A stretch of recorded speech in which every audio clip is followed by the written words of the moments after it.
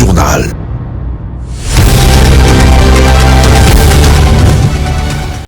Mesdames, Messieurs, bonsoir et bienvenue dans cette grande édition du journal dont voici l'ossature. Au sommaire ce soir, la pluie qui s'est abattue sur la capitale Kinshasa ce lundi a créé des dégâts. Plusieurs communes et grandes artères de la capitale complètement inondées, rendant quasiment impossible le trafic routier. Et puis les chefs d'État et de gouvernement de la CEACE vont se retrouver à Kinshasa mardi pour une session extraordinaire.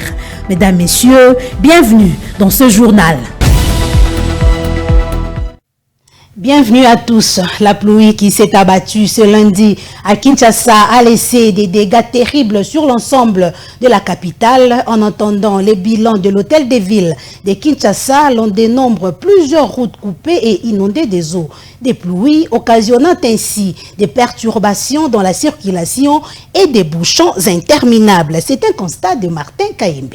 Après la pluie, c'est le beau temps, dit-on, mais à Kinshasa, cet adage n'a plus son sens dès lors qu'après la pluie, c'est les calvaires qui s'installent pour toute la population de la ville-province de Kinshasa. Cette pluie qui a commencé les avant-midi de ce lundi 24 octobre a créé des dégâts dans presque toutes les communes de la capitale. Le boulevard du 30 juin était impraticable en passant par le rond-point Willery et le boulevard Triomphal, rien à dire.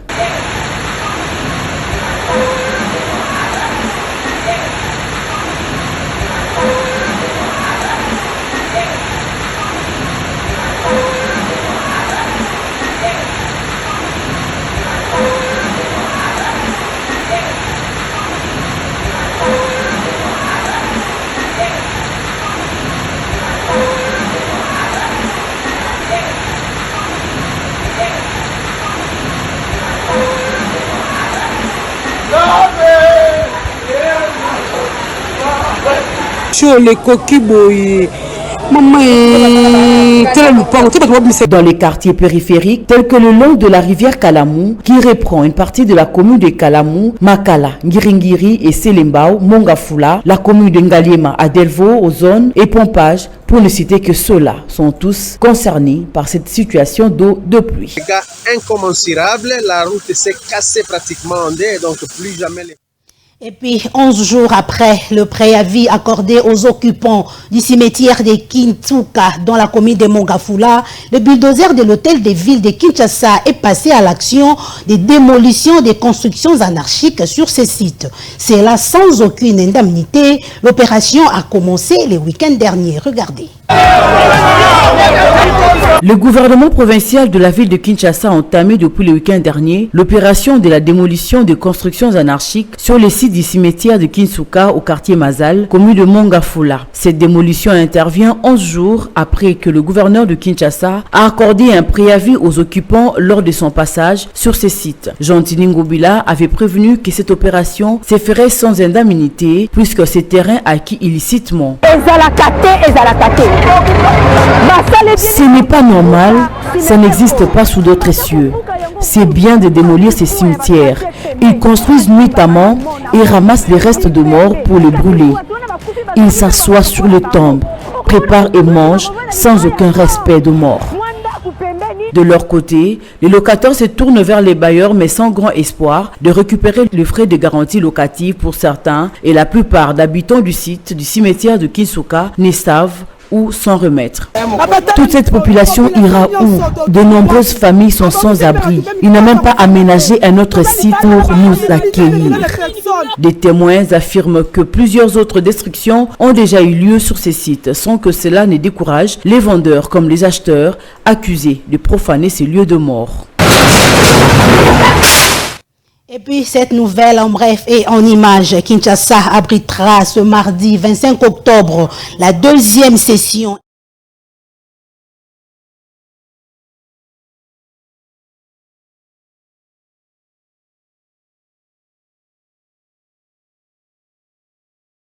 Tshisekedi Tshilombo, président en exercice de la communauté, la deuxième session extraordinaire de la CEACE sera consacrée exclusivement au processus de transition politique en République du Tchad dans le cadre du Conseil de paix et de sécurité de l'Afrique centrale. Ce sommet de Kinshasa connaîtra la participation des représentants de 11 pays membres de la CEEAC ainsi que du président de la Commission de l'Union africaine, Moussa Faki Mahamat. Cette deuxième session devrait aboutir à la désignation d'un médiateur de la CEEAC en vue d'accompagner les processus politiques du Tchad, selon une source proche de l'organisation.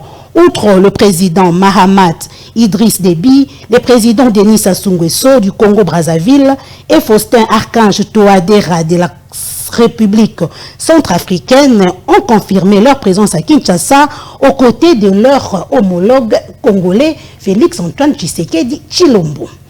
Le rendez-vous de chaque vendredi a été respecté par le gouvernement de la République, présidé par le chef du gouvernement Jean-Michel Samaloukonde par vidéoconférence. Le Conseil des ministres a traité et adopté plusieurs projets de loi et traité autres dossiers liés au fonctionnement de la République.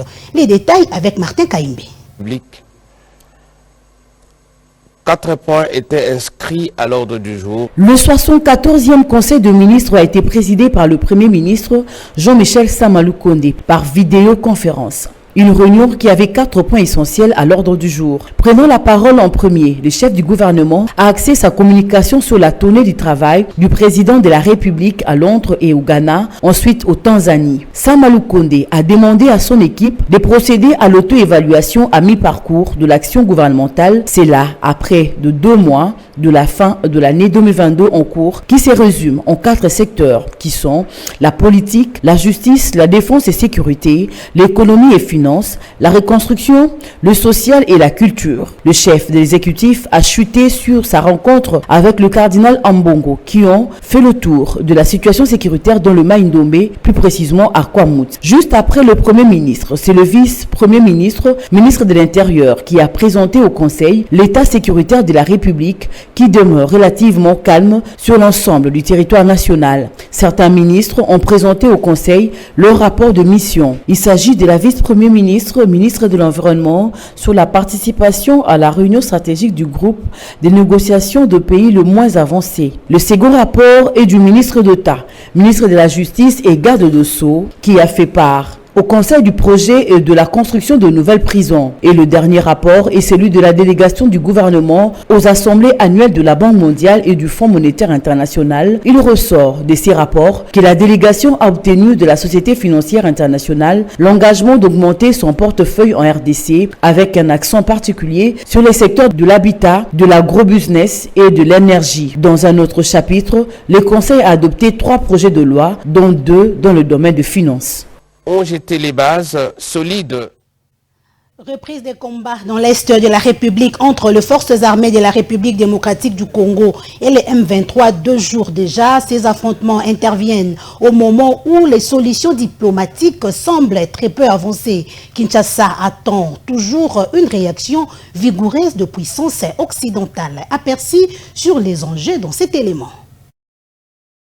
Les combats ont en effet repris entre les FARDC et les rebelles du M23 sur les fronts principaux dans les bastions investis par ces derniers. Si le village de Kabindi, en direction de Bunagana, a été repris par les forces loyalistes depuis le vendredi 21 octobre 2022, des coups de feu ont été entendus aux alentours des localités de Djomba et de Boueza. Les populations de la cité de Bunagana évacuent vers l'Ouganda en conséquence de ces hostilités qui annoncent la reconquête des FARDC. Si sur le terrain, les enjeux se définissent clairement en affrontement des forces, sur le plan diplomatique, Kinshasa attend toujours l'intervention des puissances occidentales pour amener la paix et favoriser des compromis politiques. C'est ainsi que Félix Tshisekedi, au-delà de ses multiples dénonciations sur le plan international de l'agression que la RDC subit de la part d'un de ses voisins, le Rwanda, caché derrière un mouvement rebelle instrumentalisé, le M23, a rencontré le roi Charles III des Britanniques, reconnu grand soutien des Rwandais depuis longtemps, afin qu'il use de son influence au sein du Commonwealth et du pays accusé pour mettre davantage de pression sur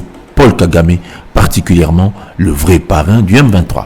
Aussi, L'ancien chef d'État kenyan Uhuru Kenyatta devrait arriver à Goma en vue d'accélérer et relancer les pourparlers presque au point mort avec les groupes armés. En rapport avec les dernières déclarations de Félix Tshisekedi qui a promis que si l'option diplomatique échouait, il n'y aura plus qu'à recourir à l'option militaire pour recouvrer l'intégrité territoriale, d'où la nouvelle dynamique sur le terrain des opérations, avec notamment le déploiement prochain du lieutenant-général Marcel Mbungu Machita, nommé tout récemment commandant de la 3e zone de défense. Que racontent les journaux parus ce lundi dans la capitale congolaise? La plupart se rapportent aux dernières opérations de FARDC à l'Est et un peu moins au calendrier électoral. Revue de presse, Guy Lunga.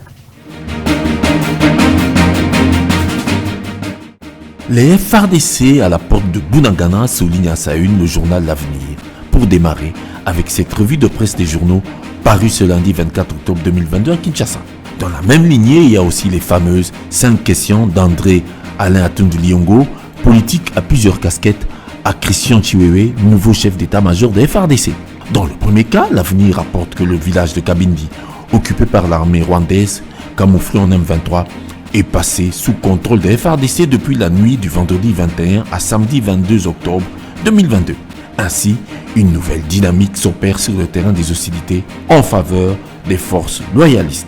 Dans le deuxième cas, L'Avenir rappelle qu'Alain Atundu, membre du bureau d'études stratégiques, pense que la nomination d'un nouveau chef d'état-major des FARDC ne saurait être une simple formule d'administration. Une banale passation d'étendard est passée inaperçue. Elle devrait donner à son avis une tournure décisive dans la guerre contre l'ensemble des groupes armés terroristes comme le M23 à l'est du pays.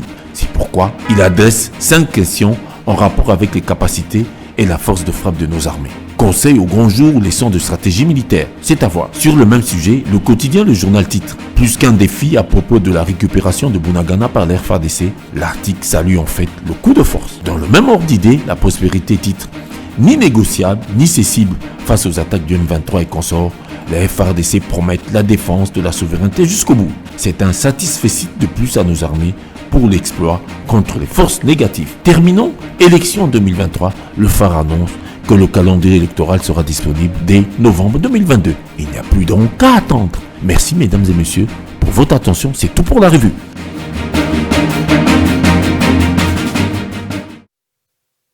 Page spéciale dans ce journal, le chef de l'État congolais Félix Antoine Tshisekedi Tshilombo a exprimé plusieurs avis en rapport avec des questions brûlantes au cours de l'interview qu'il a accordée le week-end dernier à BBC Afrique. Nous vous convions de suivre un condensé sur ces différentes répliques à toutes les préoccupations dans cette page magazine. Suivez.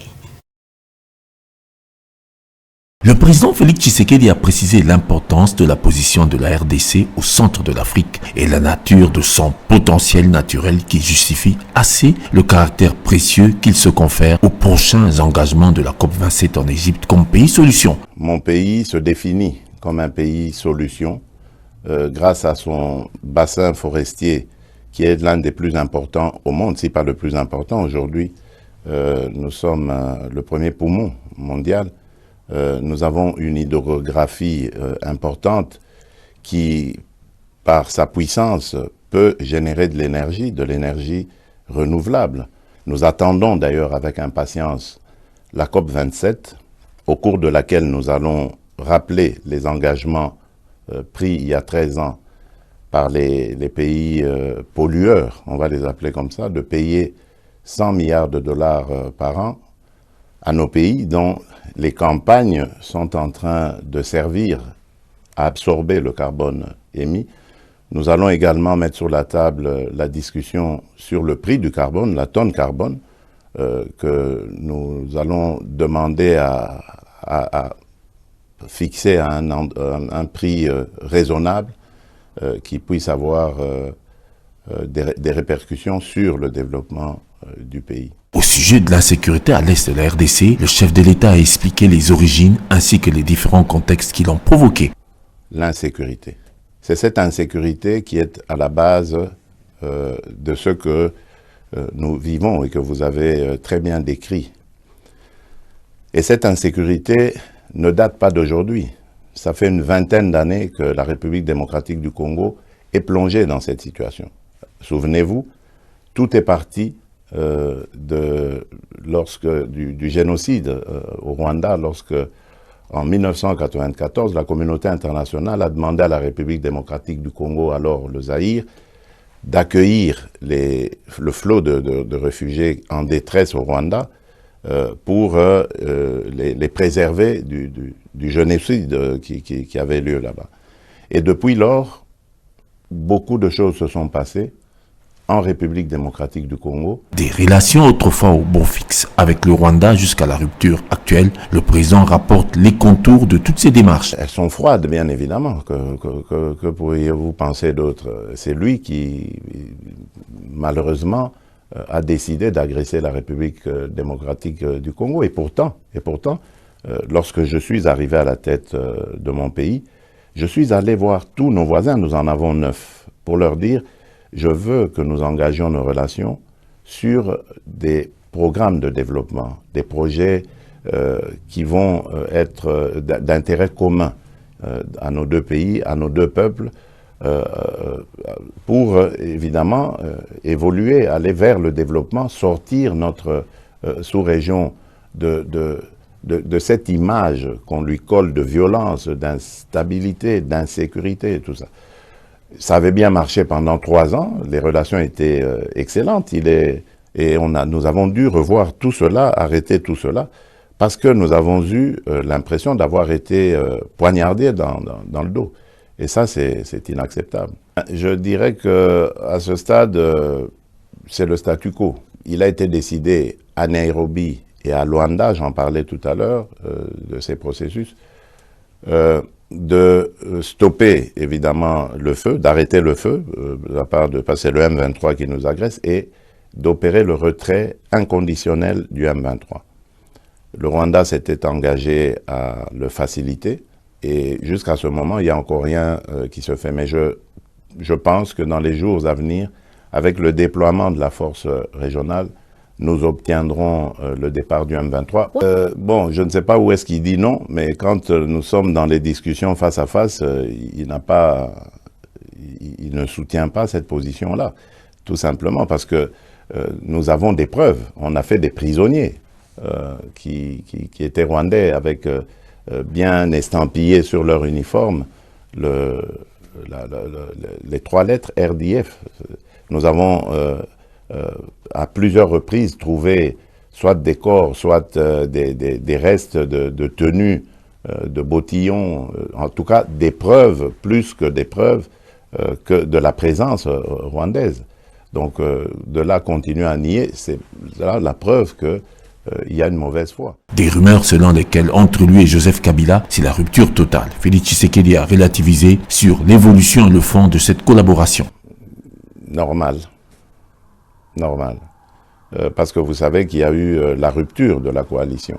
Et donc, depuis lors, nous n'avons plus beaucoup de contacts, mais il vit tranquillement, comme vous l'avez dit, en sécurité, en République démocratique du Congo. Il va qu'à ses occupations. En définitive, le chef de l'État congolais n'a pas usé de la langue de bois pour émettre ses avis sur des grandes questions d'actualité dans cette interview accordée à BBC Afrique. Madame, Messieurs, ce journal est terminé, mais avant de nous quitter, le rappel des titres. Lui qui s'est abattu sur la capitale Kinshasa ce lundi a créé des dégâts. Plusieurs communes et grandes artères de la capitale complètement inondées, rendant quasiment impossible le trafic routier. Et puis les chefs d'État et des gouvernements de la CEAC vont se retrouver à Kinshasa mardi pour une session extraordinaire. C'en est complètement fini. Le prochain journal, c'est demain à 19h.